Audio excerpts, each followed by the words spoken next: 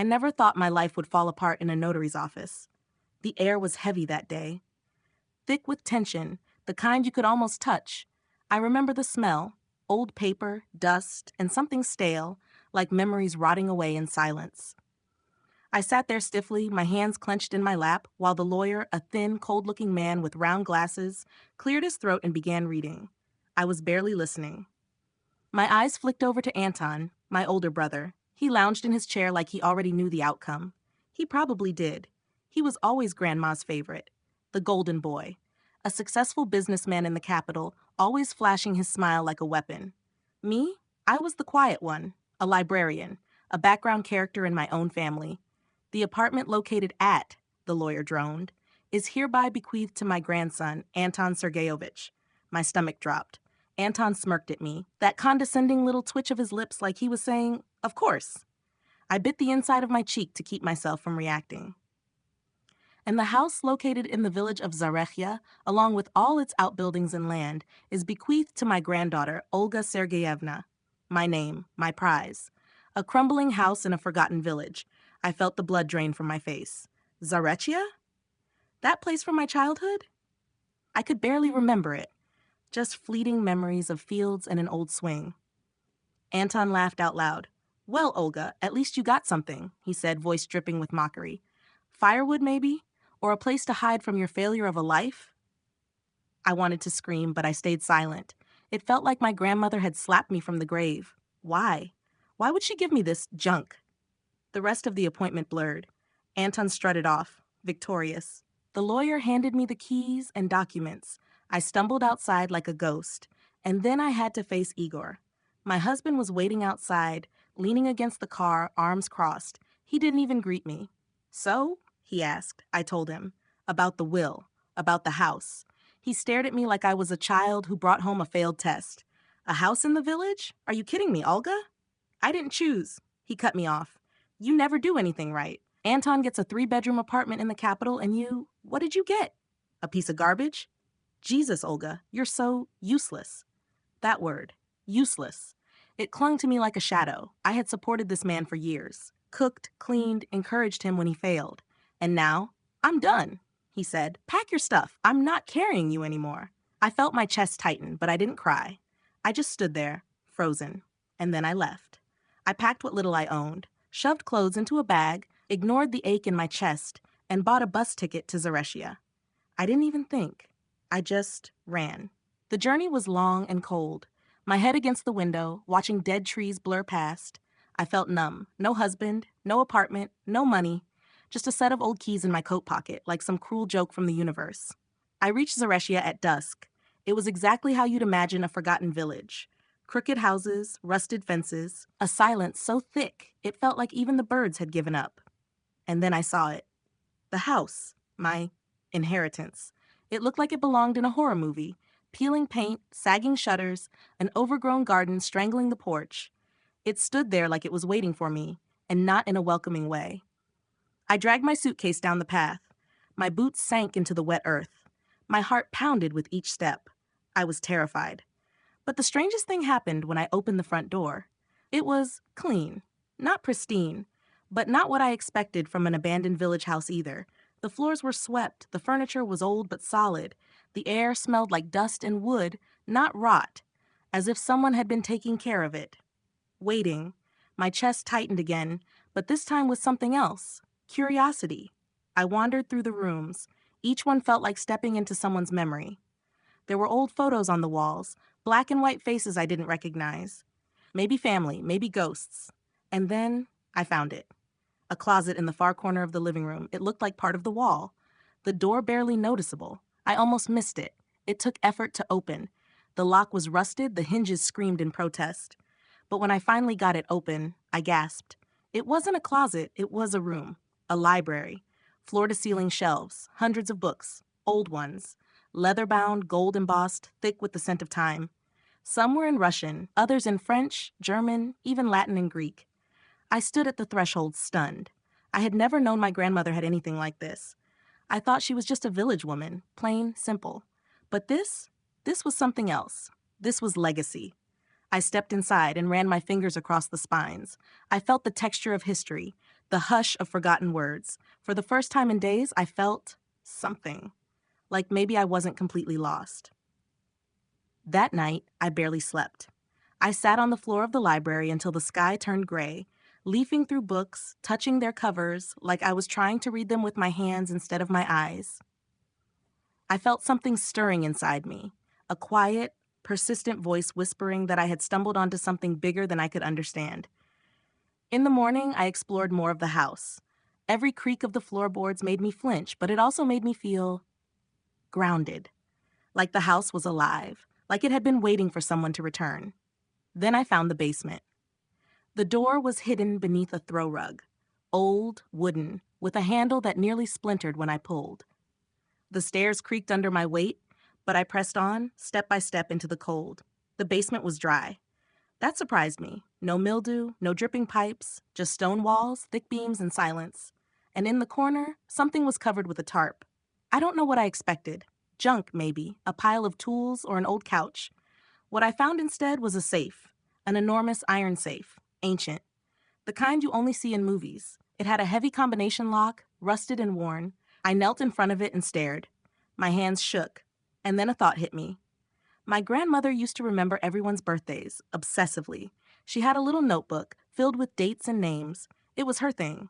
I tried my own birthday. Click. I gasped as the lock released. Inside the safe, there weren't stacks of money or jewels, no gold bars. There were letters, photos, documents tied neatly with ribbon. My fingers trembled as I picked up the first bundle. The handwriting on the envelope was familiar, neat, elegant, with a slight rightward slant. It was her, my grandmother. "Hello, my dear Olenka." That was how the letter began. I read the whole thing sitting on the cold floor, light filtering through the basement window. Her words wrapped around me like a blanket, like a second chance. She knew. She knew I would be hurt by the will. Knew Anton would laugh. Knew Igor would cast me aside. But she had planned this. Carefully, thoughtfully. "My sweet girl," she wrote, "you've always had a different kind of strength. You were quiet, but you listened. You saw things others missed. You never chased after money, but you held on to memories. That's why the house is yours." I choked up. She wasn't punishing me. She was trusting me. The house, she explained, was more than just old wood and peeling paint. It was a monument, a symbol of our family's roots. My great-grandparents had lived there, and theirs before them. Love, loss, laughter, it all soaked into the walls. And then she mentioned the library. She called it her pride and pain, a lifetime collection. Books she had acquired through trades, secret auctions, donations from old friends and scholars. Some had been in the family for generations. A few were rumored to have been gifted by Emperor Alexander II himself. I could hardly breathe. This wasn't just a house. This was heritage. She had left it all to me, because she believed I would understand. In the next few days, I barely left the house. I pored over every document in that safe. There were letters from collectors, appraisals from experts, certificates proving the authenticity of some books. I discovered one volume printed in the 15th century. Another had handwritten notes from a Russian noble. It was overwhelming. But the thing that broke me was the photo album. I found it tucked beneath a bundle of letters. Dusty, the leather cover cracked with age. Inside were photographs, dozens of them, of me and my grandmother. I hadn't even remembered most of those moments. There we were, sitting by the river, picking mushrooms in the woods, me at 5 years old curled in her lap while she read a fairy tale aloud. I touched the image with my fingertips, tracing the outline of her smile. The way she looked at me, it was like I was her entire world. And I broke. The tears came fast and hard, years of hurt and rejection finally pouring out. All those times I felt invisible, worthless, forgotten. But here was proof that I was never any of those things. She had loved me. She had seen me. That night, I made a decision. I wouldn't sell the house, not for a penny, not even if someone offered me a fortune. This place was sacred. This was my story now, my inheritance, my beginning. The next morning, I went into the village and asked around about local restorers. At first, the people were wary, distant. But when I mentioned my grandmother's name, a few of them softened. An elderly woman named Agathia invited me in for tea. Her house was small but warm, filled with dried herbs and old photographs. She smiled when I told her I wanted to restore the house. I always knew someone would come back, she said, squeezing my hand. Your grandmother was wise. That house, it's special. She gave me a name. Yvonne, she said, from the next village. He has golden hands, treats old wood like it's alive. I called him that same day. Ivan was a man of few words, tall, quiet, with calloused hands and kind eyes. He walked through the house slowly, tapping beams, checking the foundation. It's solid, he said finally. Needs love, but it'll stand for another 100 years. That was all I needed to hear. We made a plan. He'd start the following week. I would do what I could in the meantime, cleaning, painting, breathing life back into each room. But I still had one more mystery to solve. The books. I couldn't possibly assess them myself, so I searched online, reaching out to antique bookstores in Moscow. I sent photos, descriptions, page counts. 2 days later, I got a reply. A man named Kier was willing to visit in person. Said he'd appraise the collection for free, just to see it with his own eyes. When he arrived, he was younger than I expected. Soft-spoken, glasses, notebook, gentle hands. He spent hours in the library, flipping pages, whispering under his breath. And then he looked up at me. You have something rare, he said. He showed me one book in particular, a leather-bound volume with a royal crest. This alone, he said, could be worth as much as a 3-bedroom apartment in the capital. I couldn't speak. Just one book. And there were hundreds. I didn't sleep much after Kier left. Not because I was scared, but because I was alive in a way I hadn't felt in years. There was a fire in my chest now. Not anger, not grief, something else. Something purer. Hope. That evening, I sat by the fireplace, the first time I'd lit it since arriving. I watched the flames dance against the old stone hearth and thought about everything that had brought me here. Anton, Igor, the humiliation, the loneliness. But most of all, I thought about my grandmother. She had seen something in me that I hadn't even seen in myself, a caretaker of memory. A woman who would not run away from her past, but preserve it. And in that moment, I knew exactly what I had to do. I wouldn't just keep the house. I would restore it. I would make it beautiful again. Not for Anton, not to prove anything to Igor, but for me. For that little girl in the photograph who used to sit in her grandmother's lap and believe in magic. The next day, I called Uncle Petya. He was the son of my grandmother's childhood friend. She had mentioned him in one of her letters, saying he could be trusted. I found his number in an old address book tucked inside the safe. When he answered the phone, his voice cracked with surprise. Olenka? Is that really you? My God, you sound just like your grandmother. I almost cried. We spoke for an hour. I told him everything. The will, the house, the library, even the safe.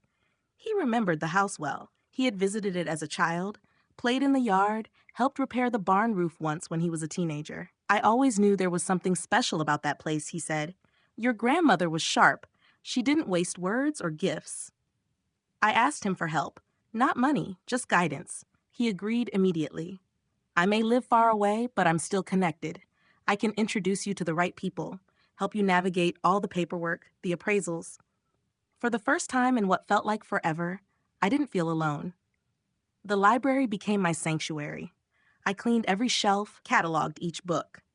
Kier had agreed to help me start the appraisal process, carefully, slowly, to avoid attracting the wrong kind of attention.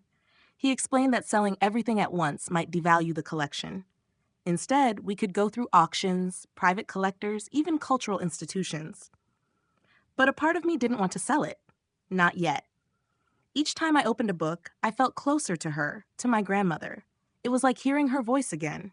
Soft, steady, telling me stories about where we came from. I was beginning to fall in love. Not with anyone. With myself. With my life. And then the phone rang. It was Anton. I stared at the screen, debating whether to answer. But something inside me said, pick up.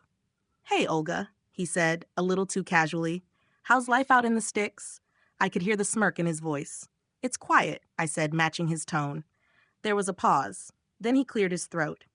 Look, I've been thinking, maybe we got a little emotional at the will reading. No hard feelings, right? I waited. So he continued, what if we swapped? You know, I give the apartment and you give me the house. Fair trade. I nearly laughed. He had no idea, did he? I took a slow breath. Actually, Anton, I've been thinking too, and I'm happy with what I have. He paused, but it's just an old wreck. It has something far more valuable than any apartment, I said. Like what? Memory, history, roots. He didn't respond right away. Then, with a hint of bitterness, suit yourself. Don't come crying to me later. I won't, I said, and hung up. I stood there for a moment, letting that conversation sink in. It didn't sting, not like it used to. In fact, it felt freeing. That evening, I lit candles throughout the house and let the wind blow softly through the windows. The house no longer felt haunted. It felt lived in, alive. I curled up in the armchair beside the fire, pulled one of the oldest books from the library, and opened it to the first page. The paper crackled under my fingertips. The ink was still dark and elegant, like it had just been written yesterday. I read until the flames dimmed and my eyes grew heavy. And as I drifted off to sleep, I dreamed of my grandmother. She was sitting in her old rocking chair, looking at me with that same gentle smile she always had. She didn't speak, but her eyes said everything. I always believed in you. The next morning, I woke up early. For once, not out of panic or obligation, but because I wanted to. I stepped outside barefoot and let the dew kiss my skin. The air was crisp and clean. Birds chirped in the trees. Somewhere in the distance, a rooster crowed. The world felt new, reborn. And so did I. I wasn't just Olga, the girl who got the bad inheritance. I was Olga, the woman who had found her roots, her strength, her purpose. Over the next few weeks, the house transformed alongside me. Yvonne arrived like he promised, tools in hand, eyes sharp but gentle. He didn't speak much, but his presence was calming. Every morning, I'd offer him tea, and he'd nod politely, then get to work. He treated the house like something sacred, and I loved that. I loved watching the old beams come back to life under his touch, hearing the creak of floorboards being mended, seeing paint replace decay. I wasn't just watching him restore it. I was part of it. I scraped old wallpaper. I cleaned windows that hadn't been touched in decades. I even repaired the garden fence by hand, blistered fingers and all. It was messy. It was exhausting. It was the most alive I'd ever felt. People in the village started noticing me. At first, they kept their distance. To them, I was the city woman who showed up with bags and sorrow in her eyes.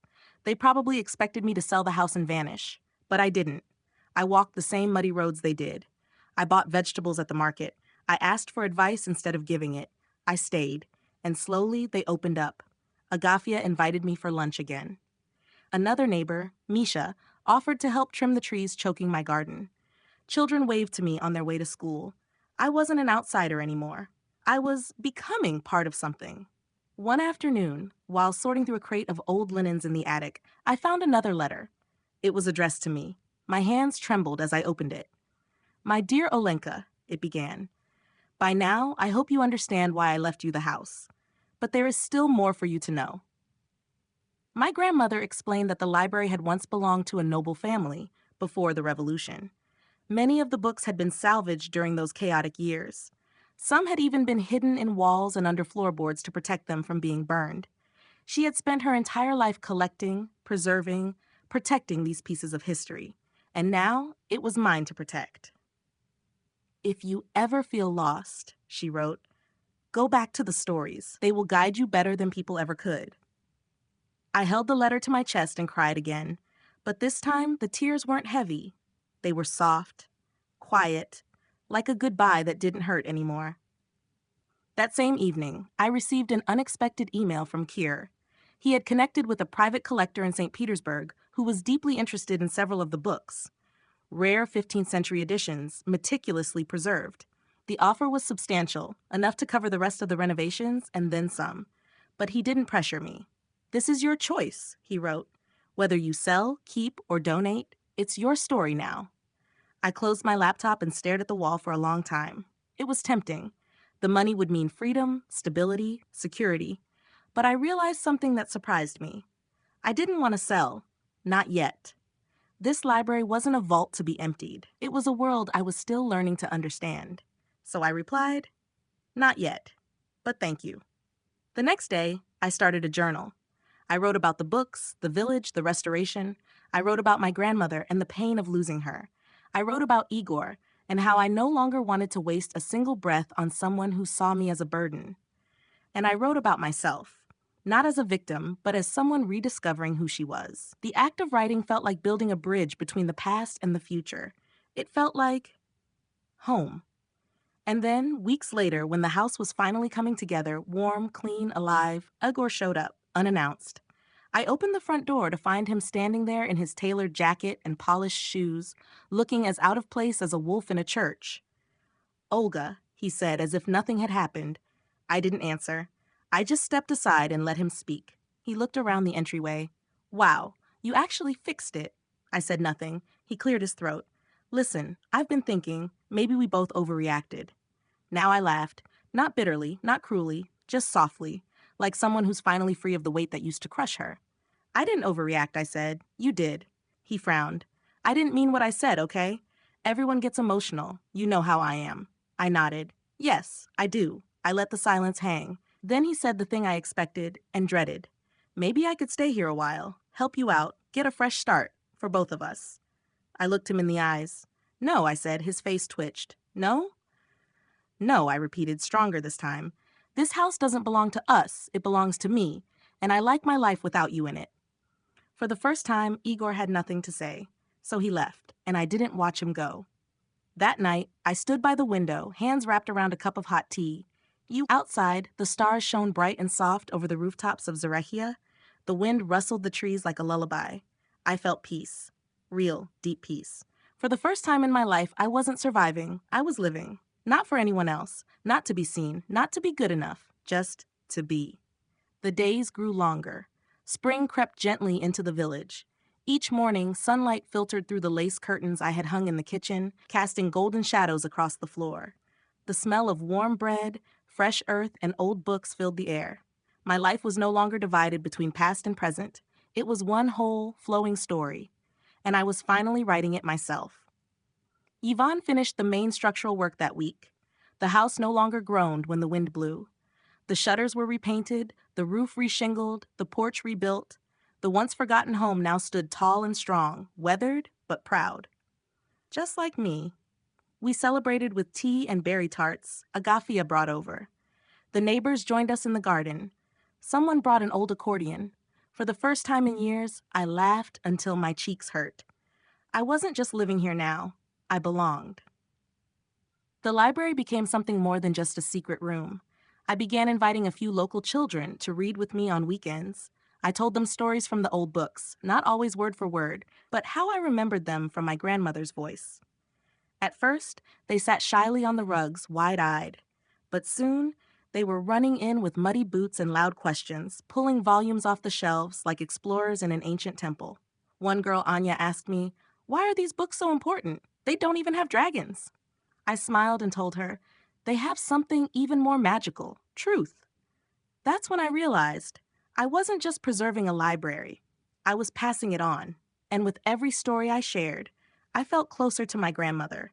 I could almost see her in the corner of the room, rocking in her chair, watching me with those soft, knowing eyes. One day, while flipping through the last bundle of documents from the safe, I found something I hadn't noticed before. A letter. Sealed in wax. But it wasn't addressed to me. It was to my grandmother, from someone named Nikolai. I recognized the name from one of the old photos, a young man beside her, holding a book, his face half in shadow. With trembling hands, I broke the seal and read. The letter was filled with longing, respect, regret. He wrote about hiding books during the war, about protecting knowledge when the world seemed determined to burn it all. He wrote of nights spent cataloging texts by candlelight in the very same house I now called mine.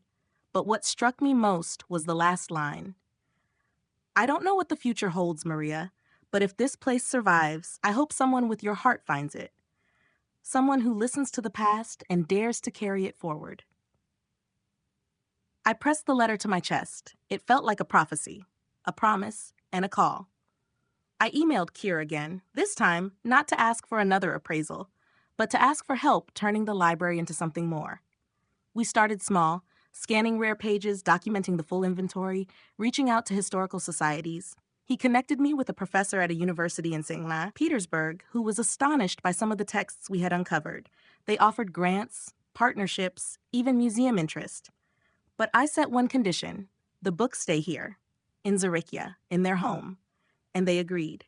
So slowly, my little house became a living archive, a private cultural site, a place for scholars and children alike. Not just a house, not just a library, a legacy. Then, one Sunday afternoon, while organizing the reading nook, I received another call from Anton. I almost didn't answer, but I did. His voice sounded different, flat, worn. I sold the apartment, he said. I waited. It's gone, he added. Already bought and flipped. Fast money. That's what you wanted, right? I asked calmly. I thought so, he said. I could hear the silence around him echoing like an empty hallway. And now I have nothing left from her, nothing that matters. I closed my eyes. She left us different gifts, I said quietly. Yours was material, mine was memory. He didn't argue. He just said, "Take care, Olga," and hung up. That was the last I heard from him, and I felt no bitterness, no victory, just peace. Months passed. The seasons turned again, and with every sunrise I felt more rooted, more certain that I had found my place in the world, not by chasing it, but by standing still long enough for it to find me. The house no longer whispered of loss. It sang of possibility. Its walls were filled with laughter, music, children's questions, the rustle of old pages being turned. The fireplace glowed warmly at night. My garden bloomed. And in every corner I felt my grandmother's spirit, not haunting but guiding. Sometimes I would sit alone in the library with a candle lit, reading her letters again, tracing the ink with my fingers, letting her voice wrap around me like a shawl. She hadn't just left me this house. She had left me myself. One evening, as I stood at the window, watching the sunset stain the horizon with gold, I whispered to her, "I'm okay now. You don't have to worry anymore." I think she heard me, because in that moment, a soft breeze stirred the curtains, and I felt her smile.